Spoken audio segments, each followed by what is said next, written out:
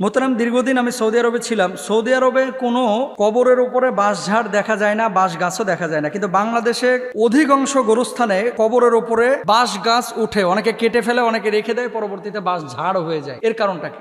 আমরা তো সাধারণত কমনলি পুরো বাংলাদেশেই কবরের ওপরে কিন্তু ওই যে লাশ নিচে রাখার পরে বাঁশের ফাটা ফাটা অর্ধেক অংশ দিয়ে আমরা ওই লাশটাকে মিডিল দিয়ে একটা বাঁশের বিম দিই, তারপরে ওই ফাটা বাঁশ দিয়ে আমরা কবরের লাশটাকে ঢেকে দিই, এর উপরে চাটাই বা পাটি এই সমস্ত জিনিস দিয়ে তার উপরে আমরা মাটি দিই। এটা আমাদের বাংলাদেশের প্রচলিত বিষয়। সৌদি আরবের কবর কিন্তু ভাই বাংলাদেশের মতো না। সৌদি আরবের কবরের সিস্টেমটা কি আপনাদেরকে বলি, এটা আমাদের বাংলাদেশে অনেক মানুষের ক্লিয়ার কনসেপ্ট নেই। আমরা কবর খোদাই করার পরে ওনার বডির মাপ নিয়ে কি করি, কবরের উপরে লাশটাকে আমরা শোয়া দিই, মানে কবরের ওই ভেতরে। সৌদি আরবে কি করে, কবর খোঁড়ার পরে তারা ডান পাশে লাশ যেখানে শোয়াবে তার পাশে আরেকটা গর্ত করে সাইডে। এটা যদি কবর ধরা হয়, ধরেন এটা কবর, আমরা কি করে প্লেন রেখে দিই। আর সুন্নাহের নিয়ম হচ্ছে এদিকটা একটু কাত করে রাখা। সৌদি আরবের ওরা কি করে, এভাবে খোদাই করার পরে এই পাশের যে অংশ এখানে আরেকটা গর্ত করে লাশটাকে মূলত এই প্লেন জায়গায় শোয়ায় না, এটার পাশে যে গর্তটা, অর্থাৎ এই যে পাশের কবরটার সাইড দিয়ে যে দেয়ালটা, এই দেয়ালের নিচে আরেকটা গর্ত করে, এই দেয়ালের মধ্যে এরা লাশটাকে ঢুকে দেয়। আচ্ছা, আমরা বাঁশ ইউজ করি, আরবের মানুষ বাঁশ পাবে কোথায়? এই জন্য স্থানীয়ভাবে যখন যেটা পায় ওরা সামান সেটা ব্যবহার করে। এটা নিষিদ্ধ না, এটা জায়েজ। সৌদি আরবে বাঁশ ইউজ হয় না, সেখানে এই জন্য বাঁশ ঝাড় ওঠে না। আমাদের বাংলাদেশে যেটা হয়, গ্যান্ডারি আপনারা যারা খান, অনেক সময় গ্যান্ডারি কাটার পরে দেখবেন যে এই গ্যান্ডারির যে চোখটা থাকে, এই চোখটা যদি আপনি আরেক জায়গায় ঢুকায় দেন মাটি গাড়িয়া, দেখবেন ওখান থেকে গ্যান্ডারি উঠতেছে। বাঁশের যদি চোখটা অক্ষত থাকে, এই বাঁশটাকে যদি আপনি দাফনের কাজে ব্যবহার করেন, এখান থেকে কিন্তু বাঁশ গাছ বের হয়। সৌদি আরবে বাঁশ গাছ কবরের উপরে দেখা যায় না, এই কারণে যে এখানে বাঁশ ইউজ হয় না। আর বাংলাদেশে বাঁশ গাছ এই কারণে দেখা যায় যে এখানে বাঁশটা ব্যবহার করা হয়, চোখগুলো বাঁশের অক্ষত থাকে, এই জন্য এখান থেকে গাছ বের হয়। এইটা কিন্তু আলাদা কোনো হেকমতের বিষয় না।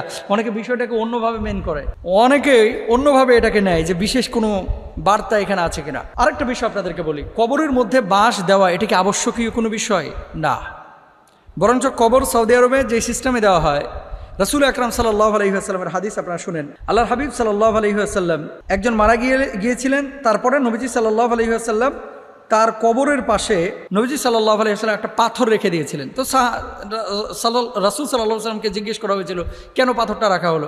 নবীজি শুধু মার্কিং করার জন্য। আপনি এটা কিন্তু জায়েজ আছে, ধরেন একটা পাথর খাড়া করে পাথরটার উপরে খালি নাম লিখে দিলেন, এটা কিন্তু জায়েজ আছে।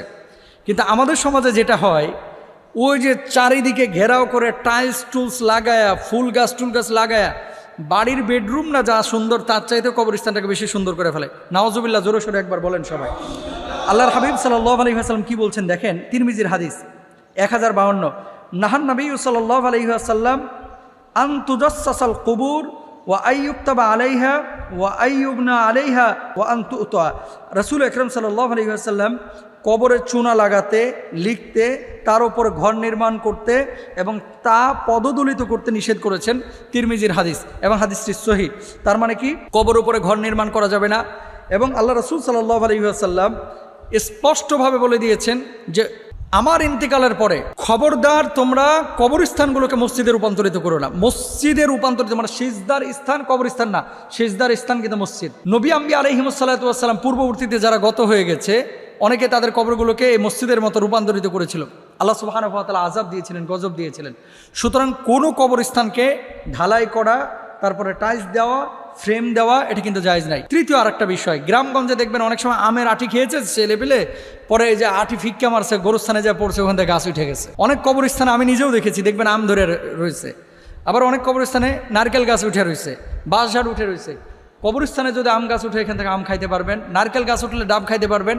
এখান থেকে যদি বাঁশ ঝাড় ওঠে তাহলে বাঁশ কেটে এটা ব্যবহার করতে পারবেন, সম্পূর্ণরূপে জায়েজ। তবে হ্যাঁ, যদি অক্ষকৃত জায়গা হয়, ওই কবরের মাটিটা মানে আপনার আয়ত্ত না থাকে, এটার মালিক যদি সরকার হয় অথবা অন্য মালিকানাধীন থাকে, তার কাছে পারমিশন নিতে হবে। সরকারি জায়গা অথবা গোরস্থানের সুনির্দিষ্ট জায়গা থেকে আপনার মন চাইলো আর আপনি ফল ছিঁড়ে খেয়ে নিলেন গোরস্থান কমিটির অনুমতি ছাড়া, এটা আপনার জন্য কিন্তু জায়েজ নাই।